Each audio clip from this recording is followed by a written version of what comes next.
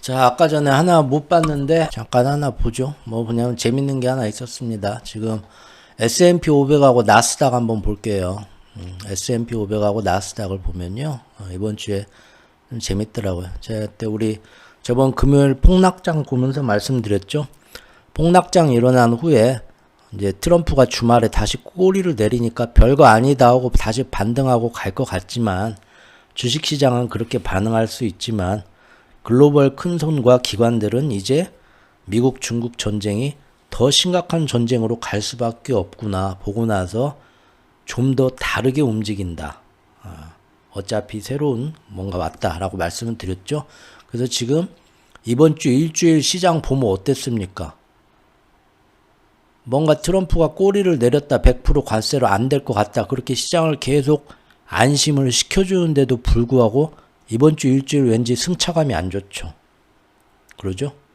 왠지 승차감이 안 좋죠?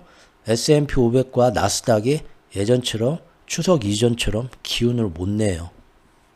왜 그러냐? 그리고 비트코인에서 많은 돈이 빠졌죠?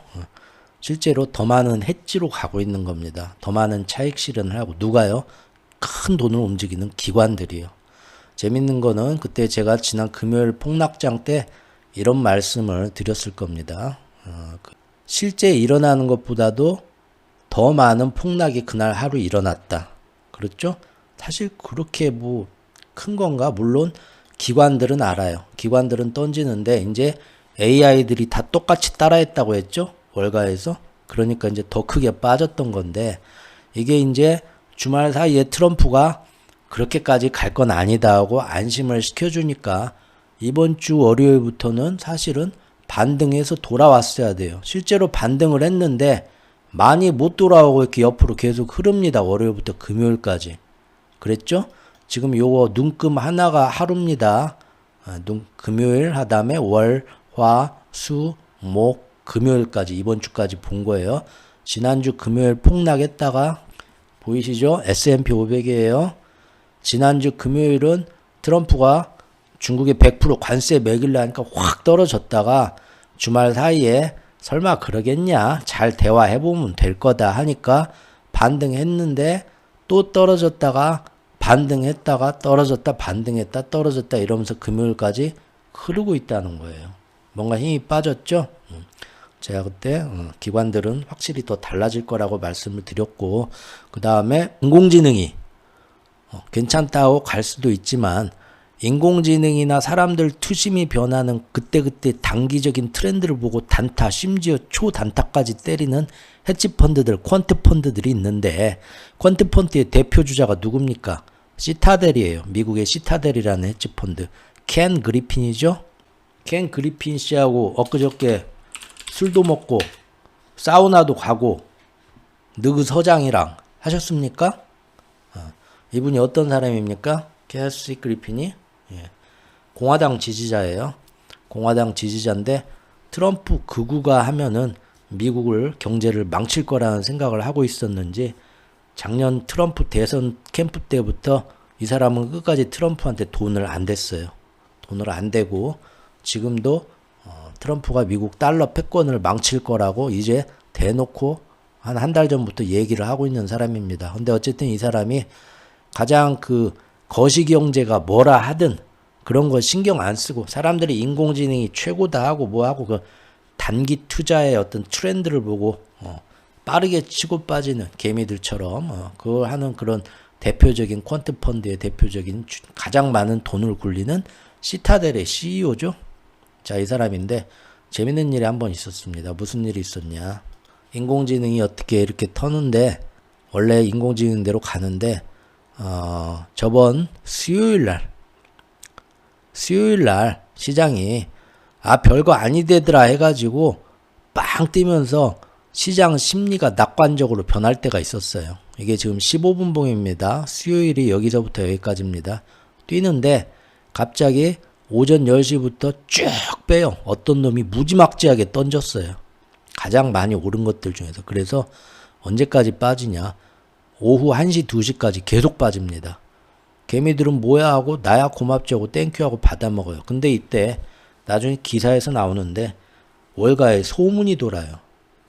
이때 시장에 아무 내려갈 이유가 없는데 갑자기 오른다 하고 지금 다시 예전 금요일날 지난주 금요일날 떨어지기 직전까지 다시 회복할 수 있겠다. 드디어 V자로 반등하나 보다 했는데 여기서 누군가 엄청나게 털었어요. 한번. 아무 시장에 문제가 없는데. 그게 시타델에서 털었다는 소문이 돌기 시작했어요. 시타델에서 털었다. 그래서 시타델마저도 아무 이유 없이 왜 털었을까? 거기도 지금 10월 10일 이후로 적어도 언제까지는 11월 8일 이전까지는, 즉 트럼프와 시진핑이 만나가지고 어떻게 지금 정말로 제대로 합의를 볼지 아니면 뭔가 일이 틀어질지 그런 거를 볼 때까지는 이 위험을 좀 피하고 해지를 해야겠다고 포트폴리오 조정이 일어난 게 아니냐라는 얘기가 시중에 돌았다고 합니다. 그래서 이건 시타델이 털었다. 월가에서는 이렇게 얘기를 하고 있고요. 그리고 시타델이 털든 말든 우리는 간다 하고 인공지능들이 다시 올려가지고 아무 문제 없네 하고 올라는데 이날 사모펀드 부실 대출 사건이 일어나서 한번 털린 거고요.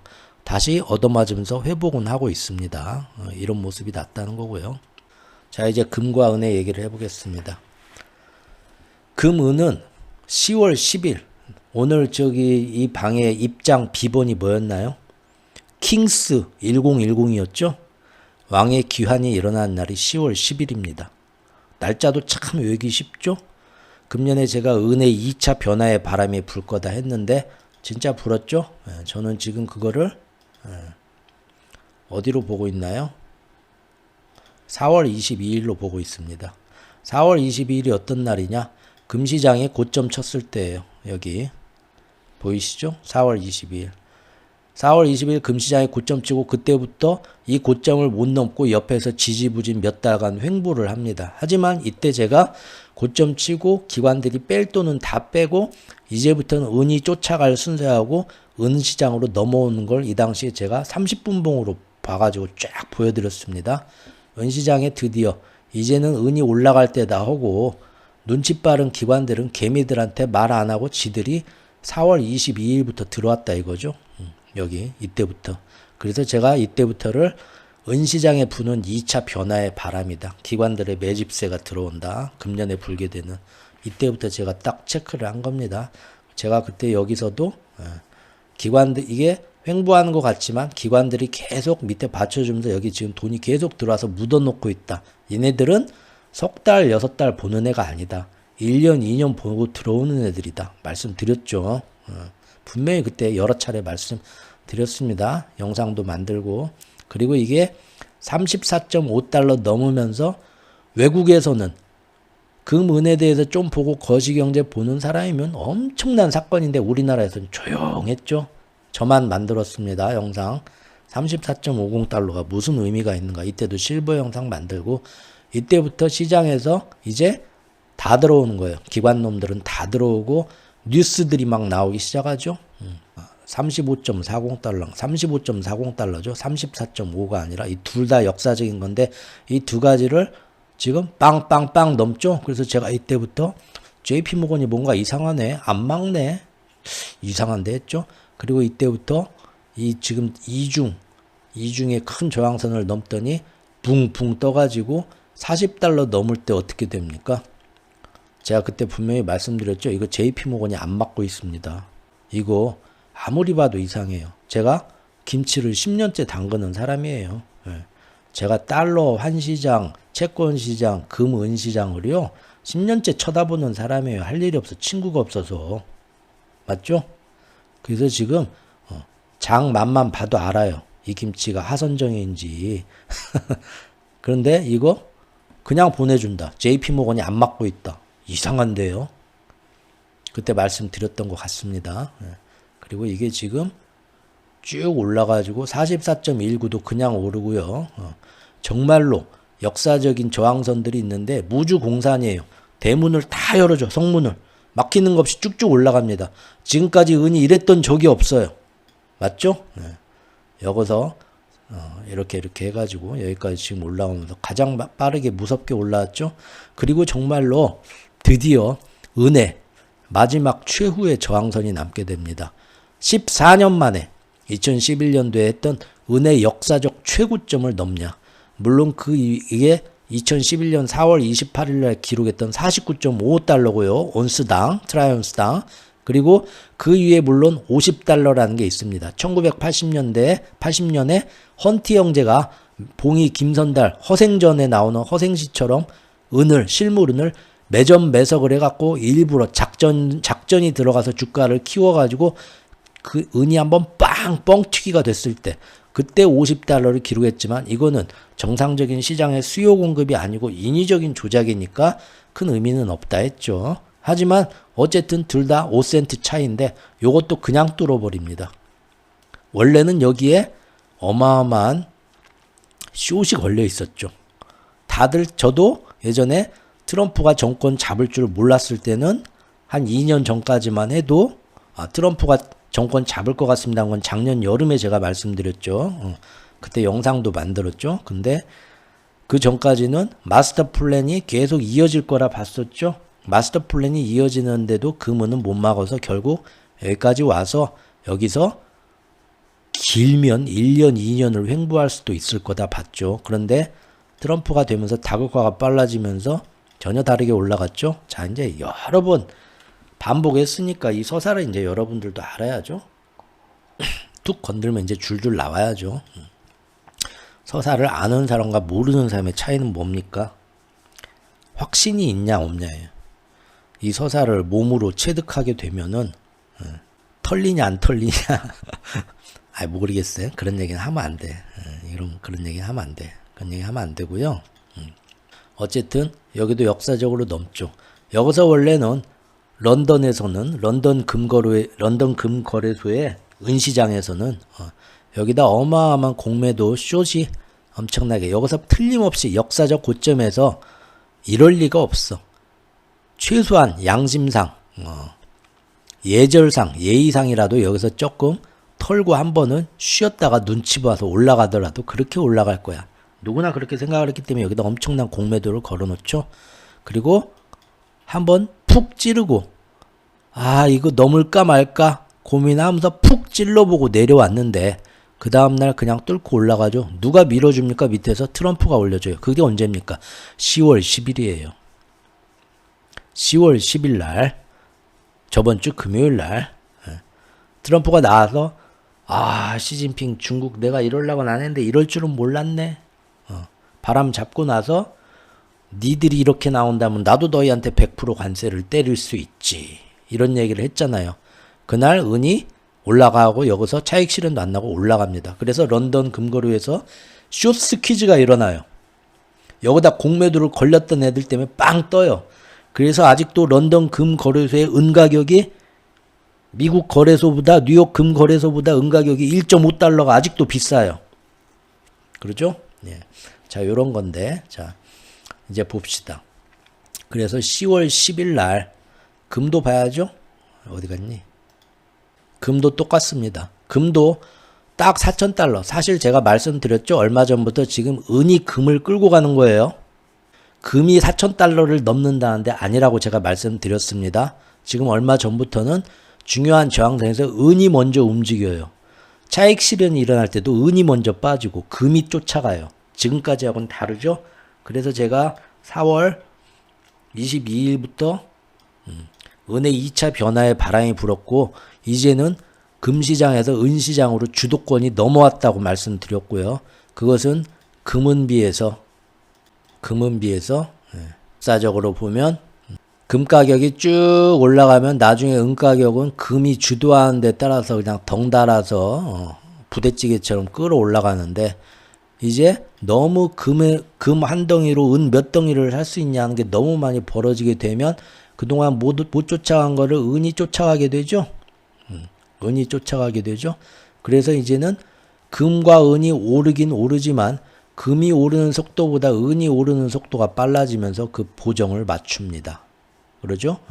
그런데 2011년도부터 JP모건이 은시장을 조작을 시작을 하면서 이제 금은이 같이 올라가야 하는데 은을 너무 찍어놔서 은은 못 올라가고 금만 올라가는 시대가 옵니다.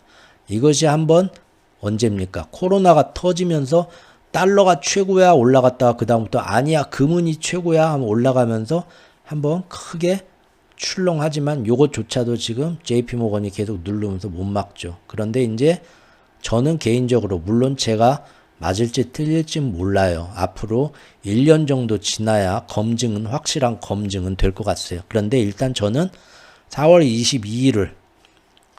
22일을 아까 얘기한 것처럼 금과 은의 주도권이 바뀌고 은의 2차 변화, 작년까지 불었던 금의 1차 변화의 바람이 아니라 은의 2차 변화의 바람이 온 거를 4월 22일로 본다고 그랬죠.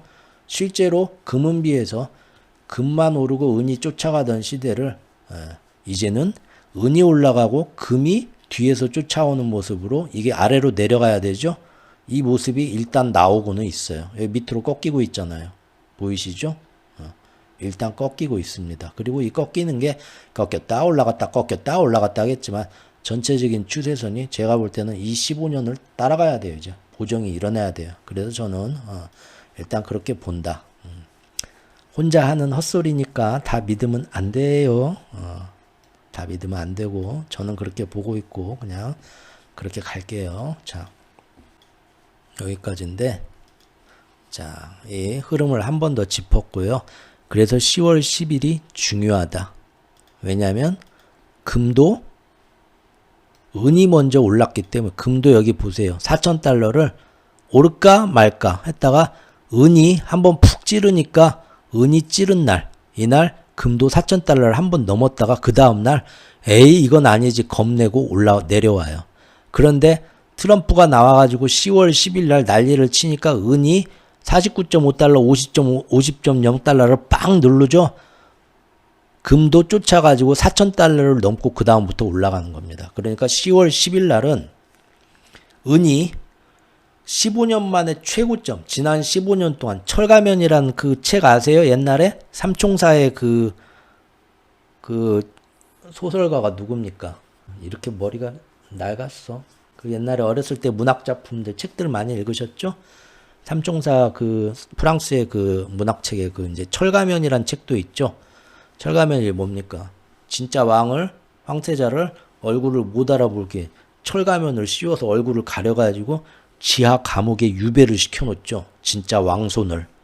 그런 이제 삼총사가 가가지고 그걸 구해내는 거 아닙니까? 진짜 왕을 세워야 되니까. 진짜 계승자 아니에요. 왕이 계승자. 그렇죠? 귀축통화에 지금 가짜 왕이 판치고 있었어요. 지난 몇십 년 동안, 55년 동안, 1973년도부터. 그러죠? 그게 지금 뭡니까? 근본이제를 벗어버린 역사에 이런 왕이 없었죠? 이런 귀축통화가 없었죠? 담보도 없이 빚으로만 자기를 믿으려고 신용을 퍼뜨려요. 그런데 다시 시간이 지나면서 통화의 생로병사 주기가 이어지면서 금은은 다시 쭉 올라와야 되는데 지난 15년 동안 이놈들이 어땠습니까? 은을 여기서부터 2011년도 5월달부터 JP모건한테 베어스턴스 그걸 넘겨주고 마스터 플랜 세력들이 2008년 금융위기 때 터진 애를 이때부터 이렇게 찍어 누르죠. 찍어 누르지만 결국 여기까지 왔습니다. 그래서 지하 감옥에 철가면을 쓰고 있던 왕이 드디어 수면 위로 떠오르고 얼굴을 드러낸 날이에요. 그게 언제입니까? 10월 10일이에요. 맞죠? 그래서 10월 10일이 바로 제가 예전부터 이 짤방 많이 썼었죠?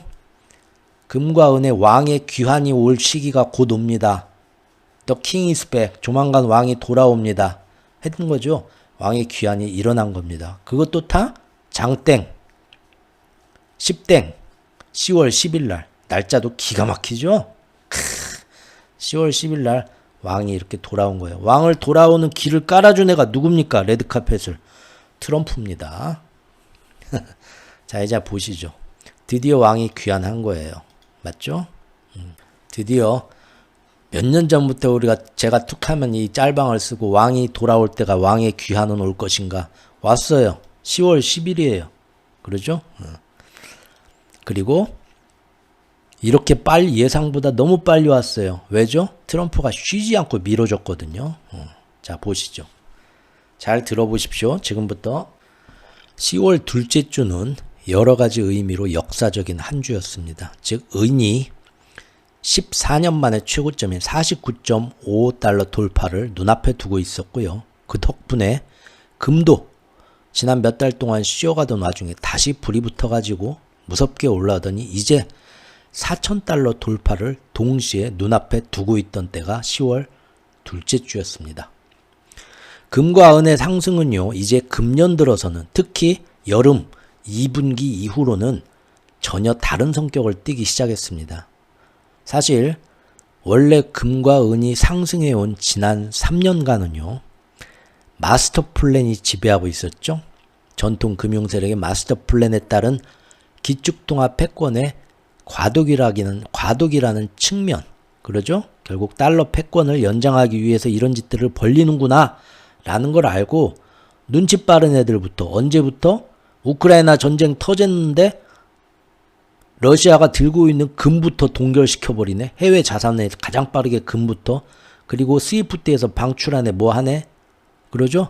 전쟁을 겪어본 나라들부터 동유럽과 그 유럽에 있는 나라들부터 거기 사람들은 그때부터 집안에 AK-47 소총하고 항생제하고 먹을 비상식량하고 돈 다 버리고 금, 은을 모으기 시작을 합니다. 그죠? 우리나라 사람들은 전혀 생각도 못하고 있던 시절이죠.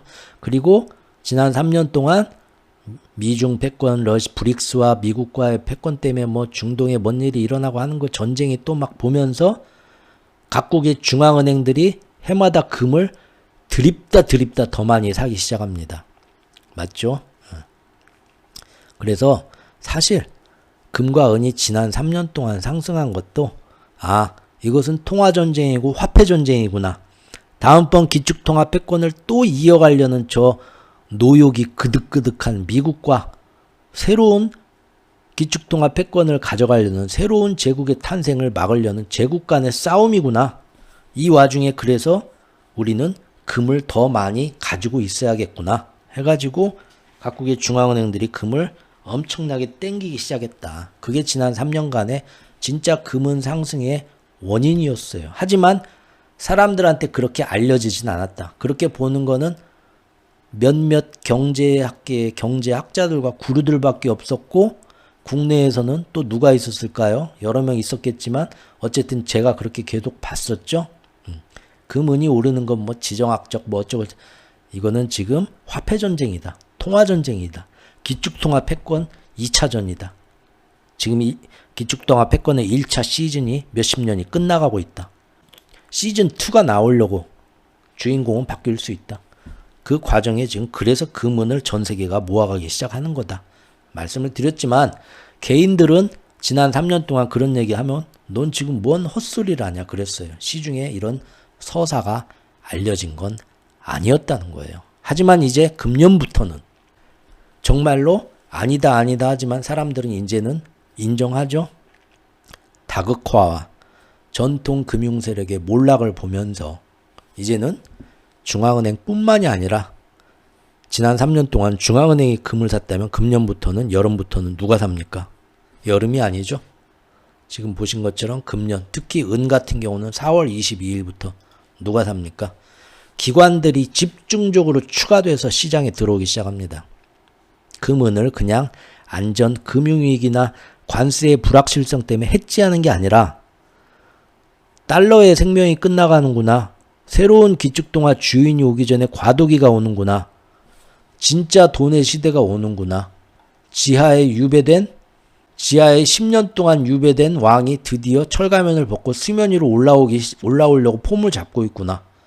그러죠? 이 지금 엄청난 한계선들을 지금 30.0달러 그 다음에 아이고 아까 다 얘기했으니까요. 저항선들을 땅땅 넘는 걸 보면서 지들이 막 다 들어온 거예요. 이런 흐름이었다 이겁니다. 금년은. 특히 금이 최고점을 찍고 나서 일시적 차익 실현이 오면서 한 석 달간 4월 22일 이후로 횡보했죠.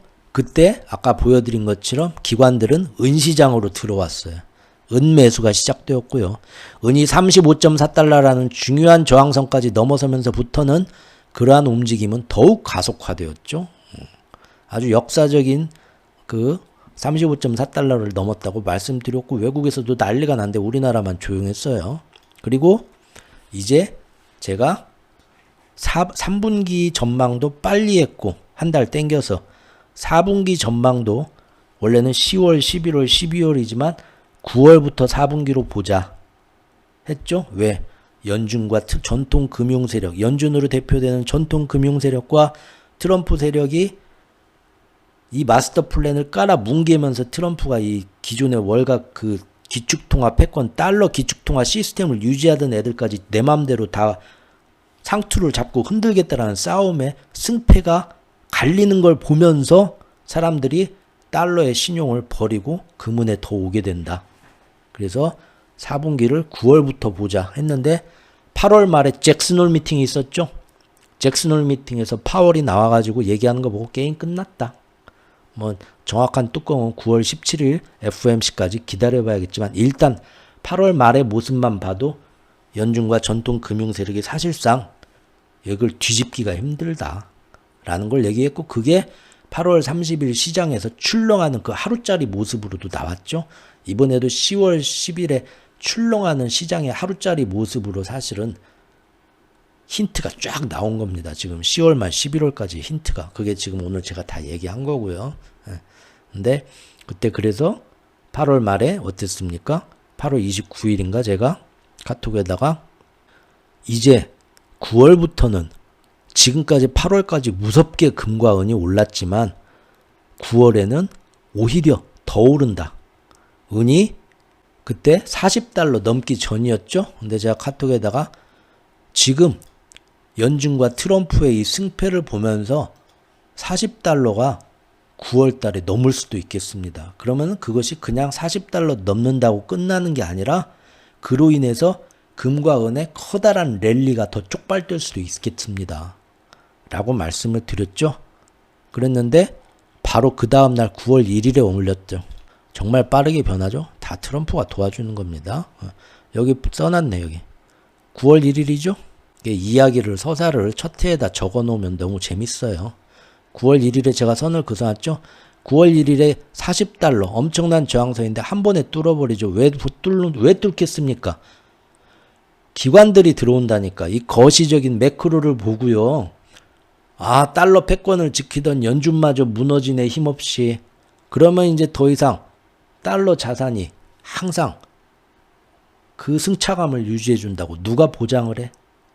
더구나 트럼프는 동맹들 끊어내고 브릭스는 점점 강해지고 다극화는 점점 빨리 일어나지면서 지금 이렇게 변하고 있는데 그러니까 지금 금은에 더 많은 돈이 기관들이 9월 1일부터 당장 들어오죠.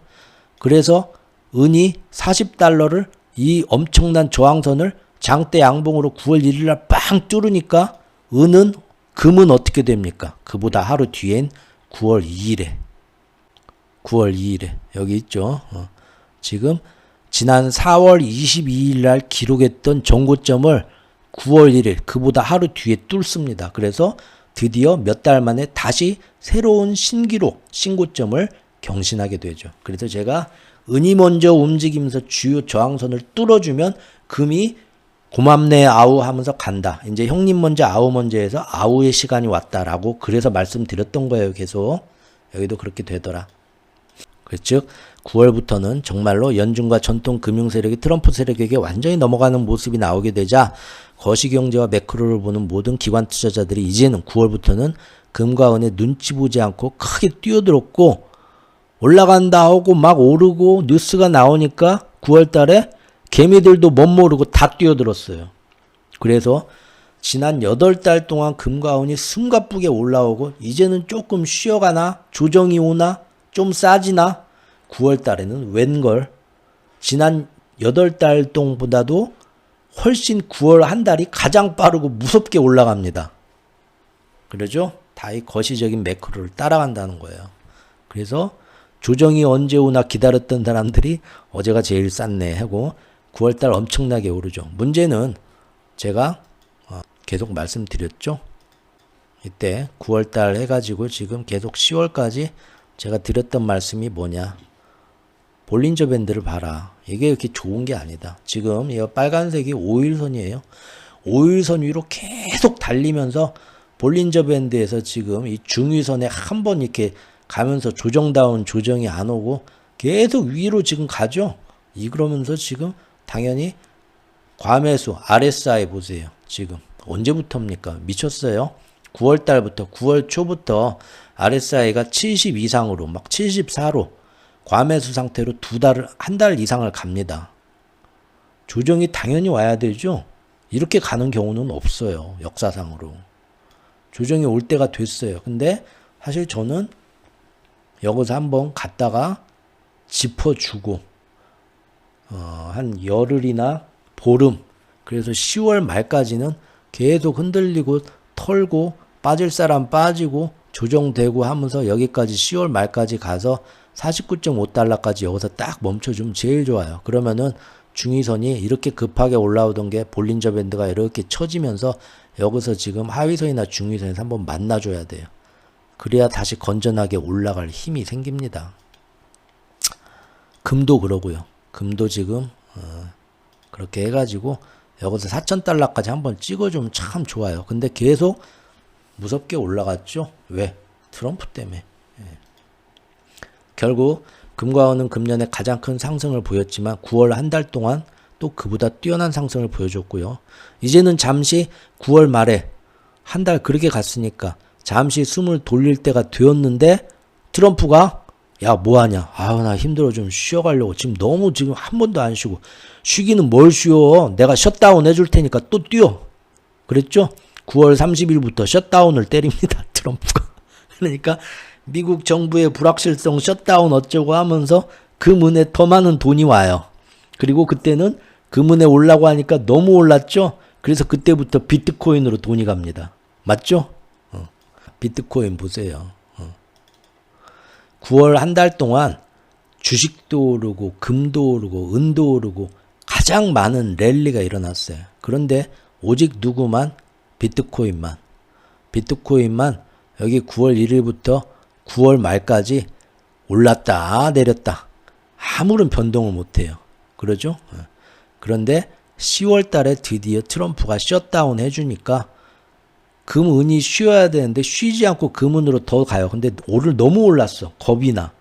뭐가 안 올랐나 봤더니 비트코인만 안 올랐네. 그래서 비트코인으로 돈이 들어와요. 그래서 비트코인이 뒤늦게 불이 붙습니다. 언제부터? 10월 1일부터. 맞죠? 10월 1일부터 뒤늦게 불이 붙습니다. 그리고 이제 비트코인이 오를 차례다 하고 10월 초에 비트코인하고 한 배를 탄 운명을 같이 한 월가의 그 꾼들이 다 나왔죠? 다 떠들었죠? 이제 비트코인이 간다. 그동안 금은이 너무 올랐다. 금은에 맞춰갖고 디지털 금인 그동안 금은이 오른 만큼 우리 비트코인은 횡보만 했는데 이거 쫓아갈 시간이다. 이제는 우리의 시간이다. 10월은 옥토버가 아니야. 업토버야. 10월 달은 비트코인이 빛나는 달이야. 이제 기다려. 이제 시작이야. 라고 말 꺼내자마자 그 다음 날부터 쭉쭉 떨어졌죠. 자, 이런 일이 벌어졌다는 겁니다. 결국 8월달 내내 8월까지 올라와서 9월달 쉬려고 했는데 9월달에 가장 많이 올랐어. 자, 이제는 좀 쉬어갈 때가 됐는데 했는데 9월 30일 10월 1일에 트럼프가 셧다운을 쳐버렸네. 그래서 이번에도 못 쉬고 또 올라갔습니다. 금과 은이. 야, 이렇게 올라도 되나 하는데 금과 은이 10월 초에 어디까지 갑니까? 아까 본 것처럼 49.55달러 50달러까지 가고 금은 4,000달러까지 가서 여기서는 쉬어가겠지. 앞만 봐도 내가 금과 은의 그동안 역사를 쭉 봐도 9주 이상 올라가고 그런 적이 역사에서 단 한 번도 없더라. 딱 한 번인가 있더라. 근데 지금 금이 무슨 엔비디아 비트코인 올라가듯이 너무 올라왔어. 은도 그러고. 쉬지 않고 RSI 지금 과매수 상태에서 지금 뭐야 이건 아니야. 그런데 마침 어디 은의 역사적 14년 만의 고점인 49.55달러 딱 앞에 두고 금도 4,000달러 찌르고 있어. 이제는 쉬어가야지. 여기는 그냥 넘기도 힘든데 아니야. 여기는 100% 쉬어간다. 야, 여기다 공매도 쳐. 올인 했는데 어떻게 됐나요? 트럼프가 또 나와가지고 누구 맘대로 쉬래? 10월 10일 날 중국하고 대판 싸울 거야. 코피나게 하니까 금은이 거기서 또 쉬지를 못하고 또 빵 올라갔죠. 그래서 왕의 귀환까지 이루어졌다. 트럼프 덕분에. 이 얘기입니다. 자, 미중 긴장 고조에 근데 비트코인은 10월 10일부터 크게 하락을 했어요. 전 세계의 지정학적 불안으로 관세의 불확실성이나 자산시장에 큰 부작용이 올 것 같다라는 공포 심리가 나오는 순간 금과 은은 9달 동안 너무 많이 올라서 역사적인 십몇 년 만에 저항선에서 이제는 쉬겠지 했는데 그냥 올라가 버렸고, 그러면서 왕의 귀환이 이루어져 버렸고, 비트코인은 이제부터 올라갈 거야 했는데 그런 위험한 일이 한번 시장에 터진다 하니까 다 도망가서 쭉 빠졌어요. 누가 진짜 금입니까? 누가 진짜 안전자산이고 누가 진짜 어디서 감히 비빕니까? 그러죠? 은시장 날라났다. 런던발 쇼스키즈 아까 얘기했고요. 항공편으로 금은 공수하고 있다. 즉 항상 디지털 금이라고 억지 주장을 펼치던 비트코인이 여기서 제대로 털렸다는 겁니다. 금과 은의 드디어 수면 위로 올라와서 지난 5오랜 철가면 유배기간을 털고 왕의 귀환을 보여줬는데, 이제 왕이 돌아오면 해야 될 일이 뭡니까 여러분들? 그 철가면 소설에 봐도 어떻게 나오나요? 그 어렸을 때 읽어서 기억도 잘 안 나시죠? 우리나라에서 새로운 왕이 돌아오면 어떻게 새로운 동방불패가 돌아오면 숙청을 해야죠. 가짜 왕들 모가지 다 날리는 겁니다. 반역죄로. 맞죠? 그게 역사잖아요. 자, 일단 그동안 금을 업심여기면서 찍어 눌렀던 애들, 누구부터 그 사막유희, 이소룡의 사막유희 보면 아래탑부터 밑에 있는 보스들부터 하나하나 처치하면서 최종 보스까지 올라가잖아요. 일단 비트코인이 지금 털리고 있는 겁니다. 비트코인이 지금 난리가 났어요. 어디 감히 그동안 디지털 금이라고, 금보다 차라리 비트코인이 낫다고, 모든 안전자산이 어쩌고, 트럼프의 스테이블 코인이 어째서 새로운 달러 기축통화에 뭐고 어쩌고, 이제 털리는 겁니다. 금과 은이 역사적 고점을 찍으면서 지금 비트코인이 털리는 거죠.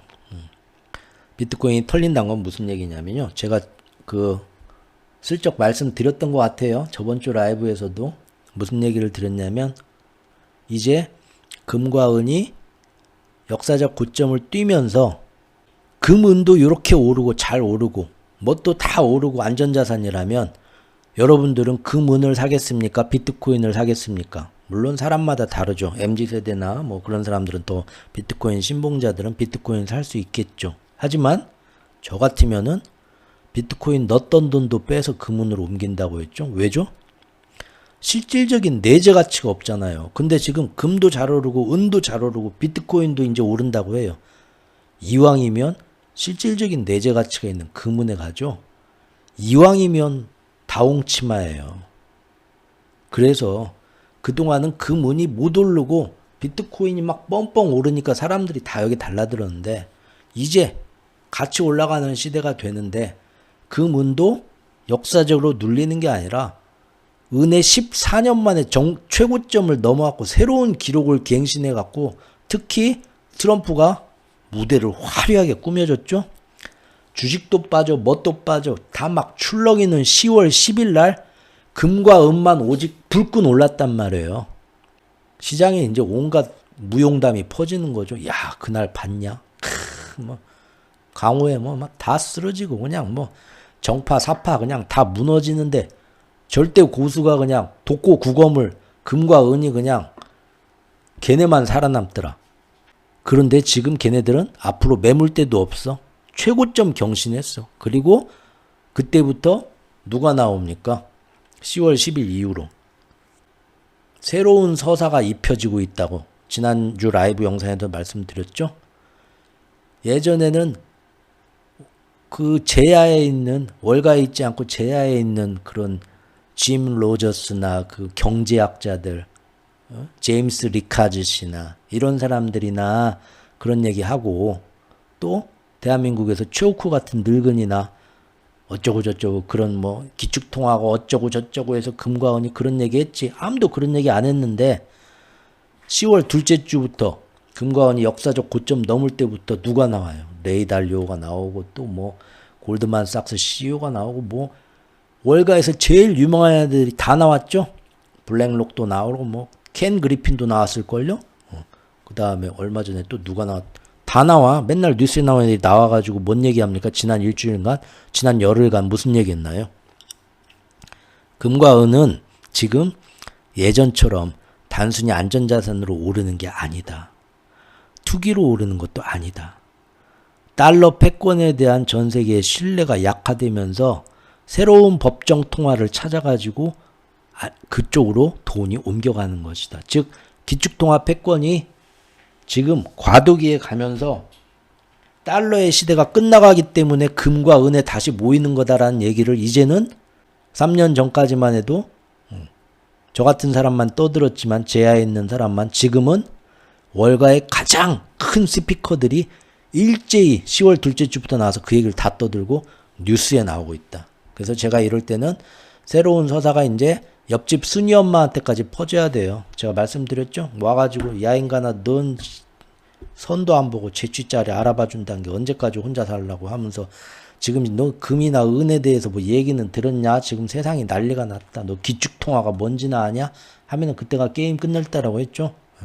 근데 이제 사실은 금과 은이 제일 좋은 모습은 여기서 역사적 고점에서 여기서 사실은 더 지지부진해주면서 한 달간 보름간 해주면서 시장에서 이거를 계속 신경을 써서 갑론을박이 나와야 된다고 했죠.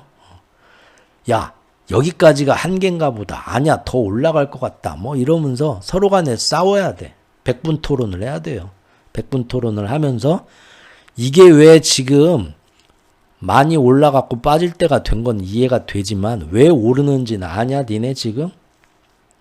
달러의 패권이 문제지고 지금 기축통화가 근본위제가 어떻고 이런 얘기가 시중에 계속 나와야 돼요. 그러죠? 그러면서 선진국들 국채도 장기채도 이제 부채가 많아서 못 믿는데 달러 패권이 약해지면 그건 이제 쓰레기 된다? 그 진짜 그러면은 차라리 뭐 전 세계 돈과 전 세계 국채가 쓰레기가 돼도 영원히 그냥 자다가 일어나도 그냥 눈이 번쩍번쩍 뜨이는 이 그냥 휘황찬란하게 비는 이 금덩이 은덩이 심지어 산에 숨어가지고 산에서 도끼질을 하다 도끼가 빠져도 산신령이 올라와서 이 금덩이가 네 거냐 전 세계가 알아봐주는 그러죠? 신령님도 알아봐주는 차라리 금덩이 은덩이를 끼고 있는 게 낫다. 그래서 지금 금은에 가는 거다. 이런 얘기를 월가의 유명한 스피커들도 지금 얘기를 하기 시작했다. 계속 이렇게 서사가 입혀지고 확산되는 게 좋아요. 근데 이제 너무 올랐어요. 근데 어떻게 될지 모르겠어요. 저도. 근데 트럼프가 지금 어쨌든 쉬지 않고 올려준다. 트럼프 때문에 이제 그만 밀어 이 양반아 하고 많이 먹었다 아이가 하는데도 계속 올려준다. 그리고 지금 또 시진핑하고 또 월말에 또 한판 붙을지 어떨지 모르지만 미국과 중국의 관세 전쟁은 2차전으로 넘어갔죠. 보통이 아닙니다. 지금 이 모든 것이 은시장의 수급 경쟁 항상 뭐 사방에서 지금 난리 난 거 이미 실물 스퀴즈가 런던에서 일어나고 있고요. 다 했던 얘기니까요. 오늘은 안 하겠습니다. 10월 10일 날 그래서 다 흔들렸는데 금과 은만 살아남았다. 왕의 귀환이라는 거 다시 한번 말씀드리고요. 영국의 최대 그 거래 플랫폼이자 금융 서비스 업체인 하그리브스 랜스다운에서 지금 비트코인은 자산군이 아니다. 암호화폐에는 성장이나 소득 포트폴리오에 포함되는 특성이 없다. 기대하지 마라. 그래서 절대 이 암호화폐가 지금 충분히 비싸냐 싸냐 그거 아무도 측정 못한다고 1년 내내 말씀드렸던 것 같아요. 이분이 또 얘기했습니다. 이번 주에. 암호화폐의 미래가치나 수익성을 계산해서 예측한다는 전통적인 금융 분석 방법으로는 어떤 걸 갖다 놔도 불가능하다. 이게 비싼지 싼지도 모르고 내재가치도 없는데 왜 사냐. 많이 오를까봐. 근데 지금은 어떠냐. 국제정세가 점점 더 심각해지고 있고 달러 패권이 점점 더 약해지고 있고 전 세계가 금과 은에 더 많이 해지를 할 거고 이것은 앞으로 미중 패권전이 더 이어지고 기축통화 패권의 과도기가 몇 년 동안 계속 이어날 흐름이다. 그래서 그동안 출렁할 수는 있겠지만 왜? 지금 이제부터 10월 10일부터는 투기 세력이 다 몰랐어요. 알잖아요. 옆집 아랫집 윗집 다 금은 얘기하죠. 지금 보면은 개미들이 달라붙은 거예요. 10월 10일 이후로는 왕의 귀환이 이루어지면서 금은시장에 모든 투기 세력이 다 달라붙었어요. 당근에서 팔리는 것만 보면 알죠? 가격만 보면 없어서 못 팔잖아요. 그러면은 모든 개미들, 이런 큰 서사를 모르는 개미들 투기 세력이 불러도 돼요. 투기 세력이 붙는다는 건 더 많은 매수세가 들어와서 지금 더 많이 거시경제 매크로의 여러 그런 트레이드 말고도 이제는 투기 개미들까지 들러붙어서 금은 가격은 더 많이 오를 거예요. 하지만 이 투기 세력들은 조금만 불안해지면 돈을 빼고 이게 또 앞으로 떨어지면 어떨지 아무런 확신도 없고 크게 보는 관점도 없기 때문에 많이 올랐다 아니면 뭔 일 생긴다 하면 푹푹 뺄 거예요. 그래서 앞으로 금은은 이제부터는 점점 더 몇 년 동안 오를 수밖에 없지만 한 번씩 크게 올랐다 쭉 빠졌다 그런 변동성도 커질 겁니다. 그러겠죠? 자, 이제 거기서 뭐 각자 알아서들 하시면 되는 거고요. 우리나라도 금은 투자 열기가 지금 국내 골드뱅킹이 1.5조 원 골드바가 금년에 벌써 4,500억 원이 팔렸다. 작년 대비 무려 골드바 판매액이 2.7배 이상 증가했다. 그렇죠? 은투자는 지금 실버바 판매액이 105억 원이다. 그런데 금은 은보다 지금 90배 가까이 비싸죠. 그러니까 골드바 판매액이 1조 5천억인데 실버바는 105억 원밖에 안 된대 라고 그렇게 단순 상대평가하면 안 돼요. 그러죠? 90배 작은 돈이에요. 은시장은. 그러면 실버바 판매액이 작년에 비해서 금년에 얼마나 늘었냐를 봐야 되겠죠? 골드바의 판매액은 작년 대비 금년에 골드바 금괴를 찾는 사람 은행 기준으로 2.7배 이상 증가했는데 실버바를 찾는 사람은 작년 대비 13배 이상 증가했다. 이렇게 됐다라는 겁니다. 그리고 이제 실제 어떻습니까? 은 기사가 조금씩 더 많이 나오고 있죠. 물론 금 기사보단 적지만 예전처럼 엄청난 사건이 일어나는데도 언론에서 꽁꽁 안 나오는 그 정도 수준은 아니에요. 확실히 10월 10일 이후로 은에 대한 기사 많이 나옵니다. 한번 볼까요? 금이 50% 뛸 때 은은 78%를 뛰었다. 은은 금처럼 가치 저장수단도 되는데 금보다도 산업 수요가 훨씬 많다. 이중 용도로 쓰인다. 그런데 공급 부족 현상은 훨씬 심하다. 은이 금보다 훨씬 오를 여지가 많다. 자꾸 이런 얘기 나오죠. 나와줘야 돼요. 계속 나와줘야 돼요. 사상 최고치에 여전히 금값 대비 100대 1로처럼 이거는 헛소리고요. 자, 뭐 이렇게 된다는 거 저번에 봤던 것 같습니다. 그리고 이제 전문가들이 최대 100달러까지 상승이 가능하다. 뭐 이런 얘기 지금 나오고 있다고 그래요. 투자자들이 금 대신 은에 주목하기 시작했다.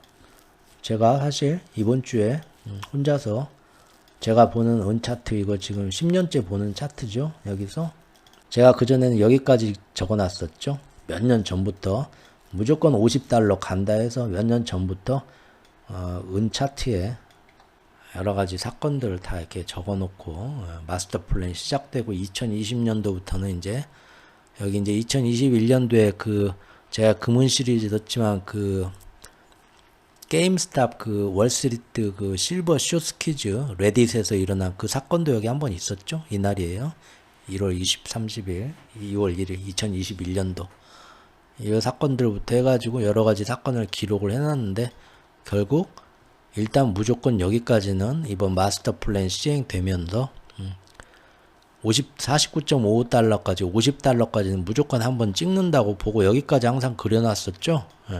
그런데 이번 주에 제가 이 위로 100달러까지 그셔놨습니다. 일단 왜요? 제 마음대로 그셔도 되잖아요. 제 도화지에 제가 그린다는데 정말 여기까지 갈까요? 모르죠. 근데 여러분들 그거 보세요. 저번 주와 이번 주에 나온 그 월가에 골드만삭스하고 그 다음에 모건 체이스나 JP모건 요런데 시티은행 요런데에서 금값 전망치를 다 올렸습니다. 지난 일주일 사이에. 어떻게 올렸죠? 불과 2달 전까지만 해도 2달 전까지만 해도요. 8월 말까지, 아니 9월까지도 그랬다. 9월 중순까지, 한 달 전까지만 해도요. 골드만삭스가 연말까지 금이 4,000달러 갈 수도 있다 했다가 9월 달에 말을 싹 바꿨어요. 연말까지 금이 4,000, 아니요. 내년 여름까지 4,000달러 갈 수도 있다 이랬어요. 얘네들이 처음에는.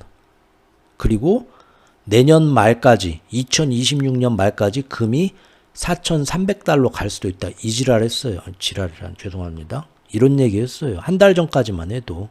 근데 9월 달에 계속 올라갔고 4,000달러 팍 찍어버리니까 말을 급하게 바꿨죠. 골드만삭스가. 어떻게 바꿨나요?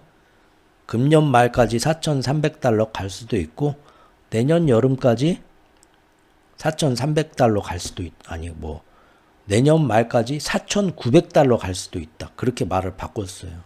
그런데 그 이후 며칠 뒤에 다른 월가의 그 대형 투자은행에서 나온 얘기가 뭐냐? 5,000달러 갈 수도 있다. 내년까지. 5,000달러로 바뀌었고 지금 얼마 전에는 JP모건, 제이미 다이머이나 그런 애들이 나와서 5,000달러가 아니라 5,000달러는 기본으로 가고 내년까지 2배, 10,000달러 갈 수 있다. 이렇게 찍는 애들이 나오기 시작했어요. 왜 그런 게 나오냐? 지금 채권시장, 미국 채권시장에 들어온 전 세계 돈이 해지를 위해서 채권시장에 들어온 돈의 0.5%만 팔고 금으로 바꿔도 무조건 6,000달러 간다고 그래요. 계산을 해보면. 그러니까 미중 패권 전쟁이 점점 더 심해져 갖고 작년에 지금보다 더 심각한 상태가 오고 다극화가 더 되고 그러면 그래서 어이구 미국 장기채에서 돈을 좀 빼갖고 금으로 더 해지를 해야겠네 해서 금 ETF나 이런 데 돈들이 들어오고 글로벌 큰손만 그런 게 아니라 이제는 개미들도 더 심해지고 기관들도 더 심해지고 개미 투자자들 지금 개미 투기꾼들까지 붙기 시작했는데 그게 더 이어진다는 거예요. 그럼 어떻게 되냐? 6,000달러가 아니라 10,000달러 갈 수 있다. 이렇게 보는 거예요. 그래서 지금 그 계산이 나온 거거든요. 금이 지금 4,000달러인데 10,000달러 갈 수 있다는 거예요. 그냥 10,000달러 하지 말고 계산하기 쉽게 8,000달러 2배로 해봅시다. 금이 8,000달러 갈 수 있다는 거예요. 운이 좋으면 얘네들이 볼 때 일단 지금으로서는 그것도 충분히 가능할 수 있다라는 거예요. 금이 지금 4,000달러인데 8,000달러로 2배가 뛴다고 해봅시다. 은은 몇 배 뛸 것 같아요. 그동안. 은이 지금 금년 들어서 작년에도 금보다 은이 더 많이 올랐다는 걸 제가 보여드렸죠. 금년에 지금 어떻습니까? 금이 50% 뛸 때 은이 70몇 프로 뛰었어요. 점점 속도가 빨라지고 있죠. 그리고 아까 얘기한 것처럼 단순히 가치 저장 은에 대해서 사람들이 신경을 안 쓰고 기관들도 신경을 지금까지 안 썼어요. 금에만 신경 썼지. 그런데도 은이 이만큼 훨씬 많이 올랐어요. 앞으로 이제 근데 10월 10일 이후로 나오는 뉴스들이 다 뭡니까? 은이 이제는 더 많이 오를 거다. 은한테 이런 슬픈 전설이 있어. 슬픈 서사가 있어. 이런 얘기가 계속 나오고 있잖아요. 그러면 은에 더 많은 매수세가 들어올 수밖에 없다고 말씀드렸죠? 이미 우리나라에서도 그런 현상이 나오고 있잖아요. 여러분들 사방에서 다 은 찾고 있죠? 그러면 은이 2배 오를 동안 내년까지 오른다고 해봅시다. 그러면 금이 4,000달러에서 8,000달러 2배 오를 동안 은은 몇 배 오를 것 같아요? 최소 2배보단 더 오르겠죠? 아무리 보수적으로 봐줘도. 맞죠? 금이 2배 오르는 동안 은은 그거보단 더 오를 거 아니에요. 그래서 제가 이번 주에 저런 기사들 보고 50달러에서 일단 100달러까지 한 번 더 그렸습니다. 이거 굉장히 귀엽게 그린 거예요. 딱 2배 받잖아요. 최소 2배보단 더 오를 거 아니에요. 제가 볼 때는 150이나 200달러 그려줘야 되는데 귀찮아서 여기까지만 그렸어요. 그러니까 이거 그렇게 오버한 것도 아닙니다. 맞죠? 이 사람도 얘기를 했어요. 야데니도. 월가의 베테랑 전략가라고 야덴이라는 사람이 있죠? 여러분들 날마다 미국 주식 관심 있는 날 뉴스 보고 하시면은 아실 거예요. 이 사람 맨날 유명하다고 나오잖아요. 야덴이. 이 사람 종목 찍어주고 뭐가 오른다. 지금까지 야데니 씨가 제일 많이 입을 턴 게 뭡니까? 미국의 빅테크예요. AI고. 이게 앞으로 더 날아갈 수밖에 없다. 엔비디아가 어쩌고 맨날 야데니 씨가 나와갖고 맨날 야댔잖아요. 그렇죠? 근데 이 사람이 이번 주에 이런 얘기를 했어요. 금이 최고의 안전자산이자 새로운 비트코인이다. 이 사람이 언제부터 금을 가끔 금 얘기하기도 했어요. 최근 1년 사이에. 근데 이 사람이 금 투자라는 사람은 절대 아니었거든요. 빅테크 AI 투자라는 사람이었거든요. 근데 이 사람이 지금 지 전문 분야도 아닌데 나왔죠. 이 사람이 나와서 에드 야데니가 나와가지고 뭔 얘기했냐. 사상 최고 행진을 지속하는 금을 사라고 강력하게 권고했다. 자, 빅테크 AI 주식 종목 찍어주던 양반이 나와서 금이 사상 최고점을 넣었는데 금을 찍어주고 있다니까요. 세상이 이렇게 변하고 있다니까요. 이번 주부터. 언제부터? 10월 10일 왕의 귀환이 일어나고부터. 재밌지 않아요?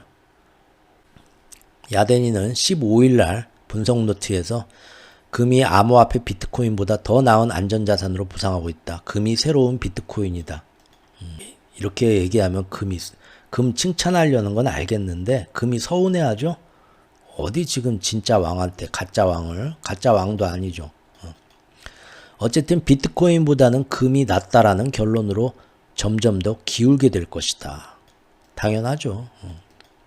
야데니가 이랬네요. 내년에는 금 가격이 5,000달러를 향해 나아갈 것이다.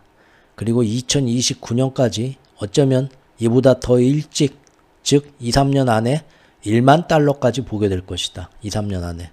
2, 3년 안에 1만 달러 가면은 은은 얼마가 가겠어요? 말씀드렸죠? 아까 봤죠? 지금 금과 비트코인 모두 올해 강세이지만 금의 상승세가 비트코인을 압도하고 있다. 네. 지난 일주일간은 특히 금이 4% 가까이 뛰었지만 비트코인은 오히려 반대로 9% 급락했다. 자, 이제부터 또 잘 들어보시죠. 금과 은이 사상 최고점을 돌파하던 시간에 동시에 10월 10일에 미중 갈등의 가장 큰 거래 수단이자 안전판 역할도 해오던 히토류 통제가 더 위험한 단계로 치고 나오면서 새로운 미중 패권전의 시대를 열었다는 점은 참으로 우연스럽지 않은 우연이다. 제가 그때도 저번 주에도 말씀드린 것 같아요.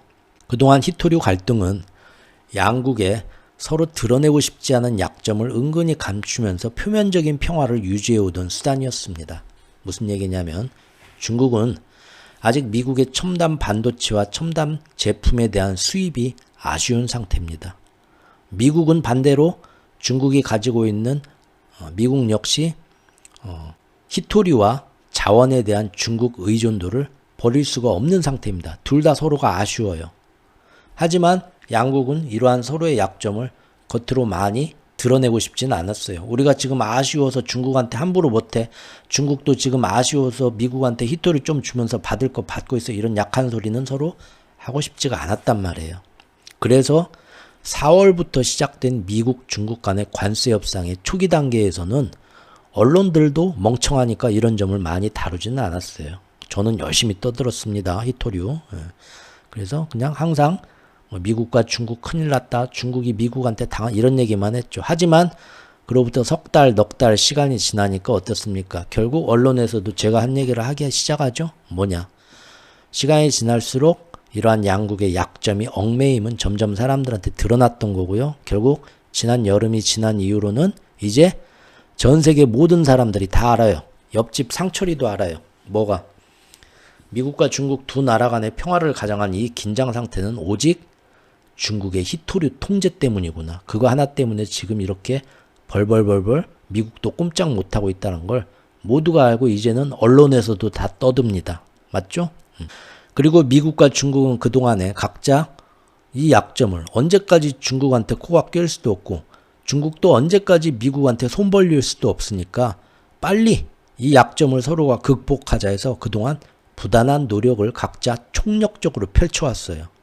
어떻게 펼쳐왔냐? 중국의 경우에는 대형 생성형 인공지능 라지 랭귀지 모델 LLM이 중국 빅테크들과 딥시크 등의 스타트업 등이 같이 협조하면서 미국 생성형 인공지능 모델을 그동안 6달 동안 거의 따라잡았어요.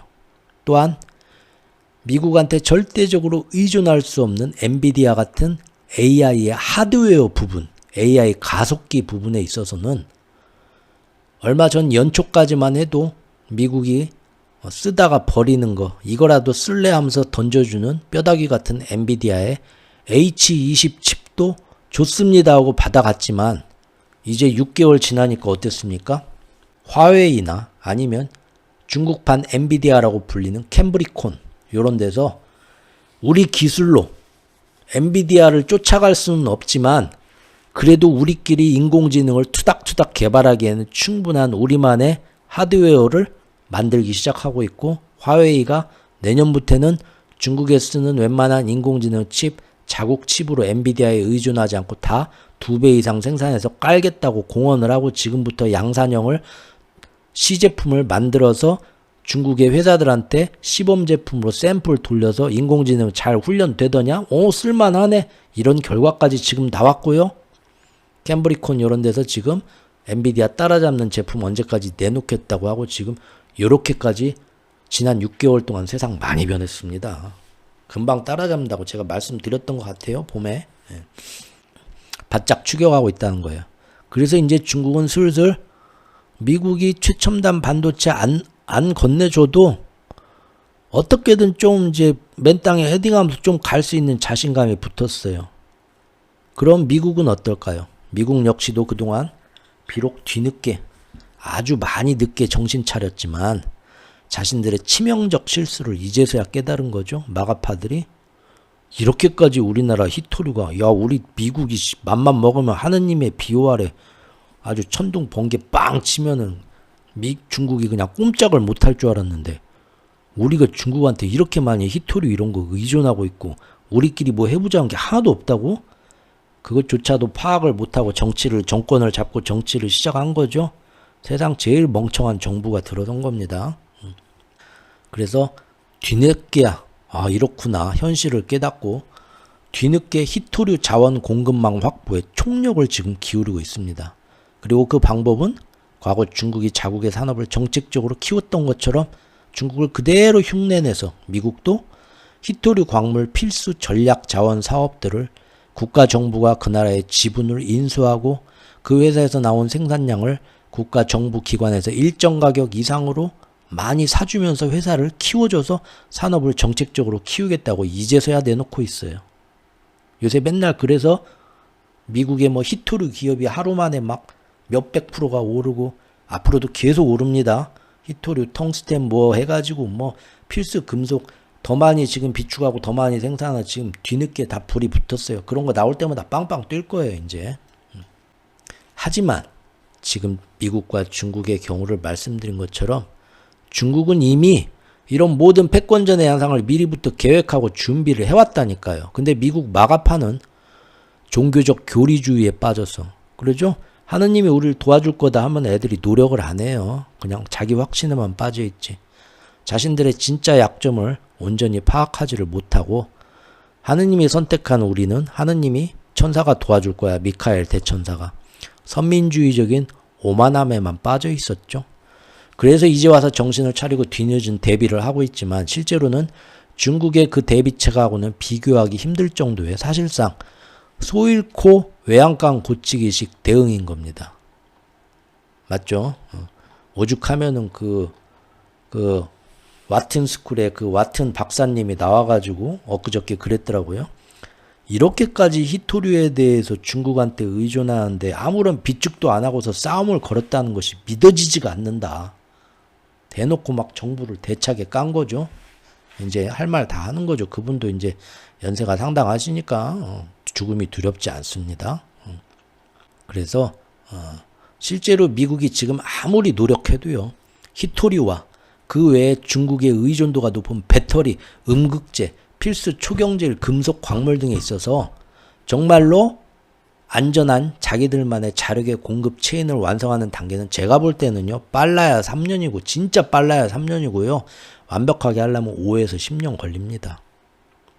하지만 중국이 첨단 반도체 인공지능 분야에서 지금 이미 무섭게 미국을 따라왔고요. 그리고 이제 비록 척척박사형 생성형 인공지능 모델은 미국이 막대한 데이터 센터 건설로 저 멀리 앞서가고는 있지만 실제로 실생활과 여러 산업 분야에서 앞으로 천지개벽을 일으키는 분야는 뭐다? 추론형이다.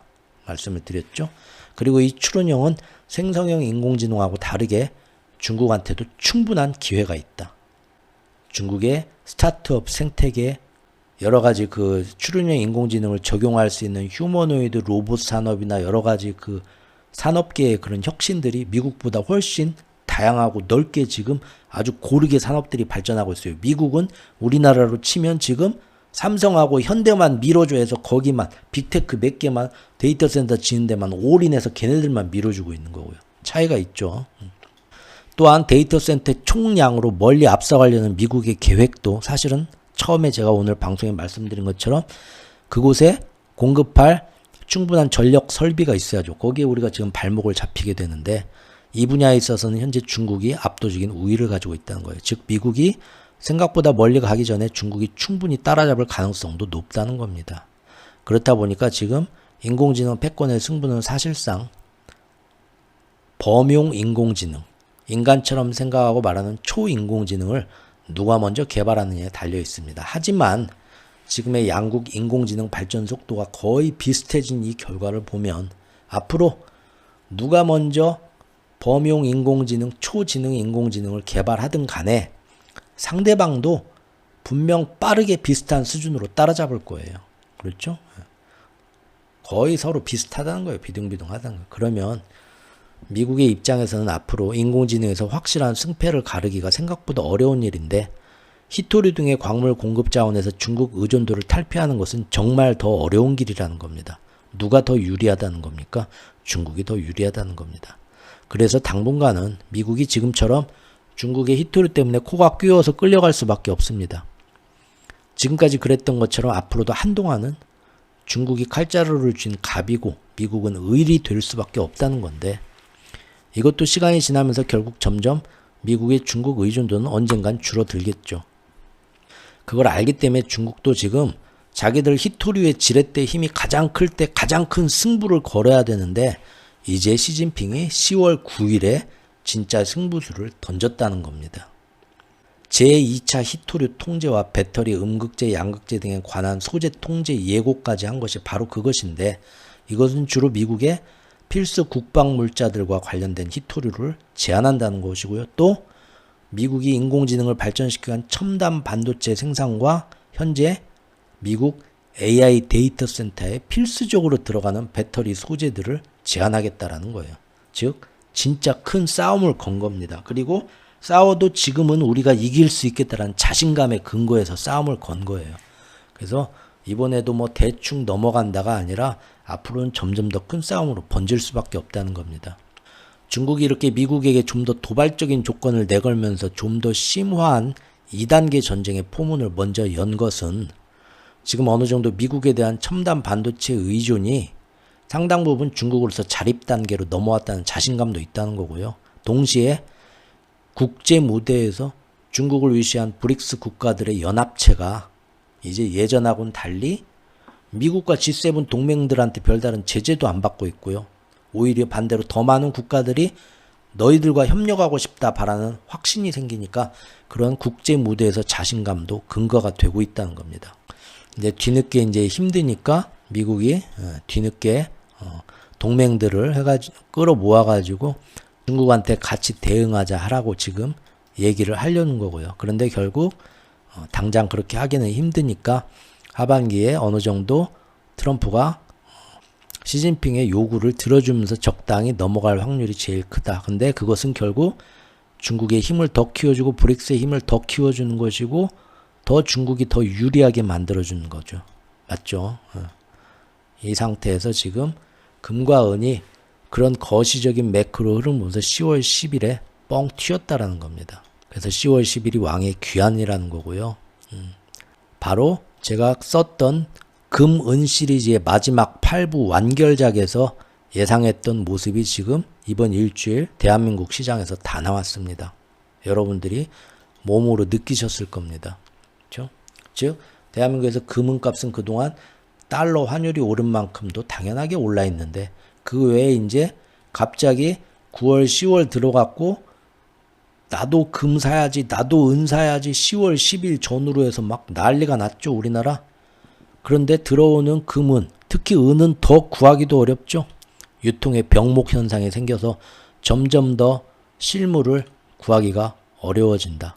그러니까 자연스럽게 시중에서 당근 같은 데 가격 보면 하루가 다르게 가격이 올라가는 걸 지금 여러분이 며칠 사이 목격을 하셨죠? 시중에서 현물 프리미엄이 더 붙게 되더라. 그런데 은시장은 이미 몇 년 전부터 늘어나는 수요와 달리 공급의 긴축성이 더 커졌고요. 실물 숏 스퀴즈 현상은 이제 일어난 게 아니다. 이미 몇 년 전부터 런던 창구에서부터 실물 은은 엄청나게 줄어들고 있는 거 계속 말씀을 드렸습니다. 그래서 이제 와서 이제 많이 찾으니까 많이 공급이 될까요? 점점 공급은 줄어듭니다. 그러면 어떻습니까? 제가 무슨 얘기를 하려고 자꾸 이런 얘기를 하나요? 즉 금년 4월 22일부터 부는 은시장의 2차 변화의 바람 이후로 더 많은 기관과 개미들의 수요가 몰리던 터에 이제 10월 10일부터는 역사 모델로 화려한 복귀가 이루어지면서 앞으로 더 많이 은을 찾게 되는데 이미 예전부터 은은 줄어들어 왔기 때문에 세계적인 실물 숏 스퀴즈 현상은 찾는 게 많아지는 만큼 더 강화된다는 거예요. 저는 그렇게 봅니다. 그래서 100달러까지 가냐? 일단 힘들어서 여기까지만 그셔놓은 거예요. 저는 무섭게 올라가지 않을까 실제 그렇게 저는 보고 있습니다. 그냥 저 혼자만의 생각이에요. 15년 그래서 금은비 따라잡는 거 일단 보고 있는 거고요.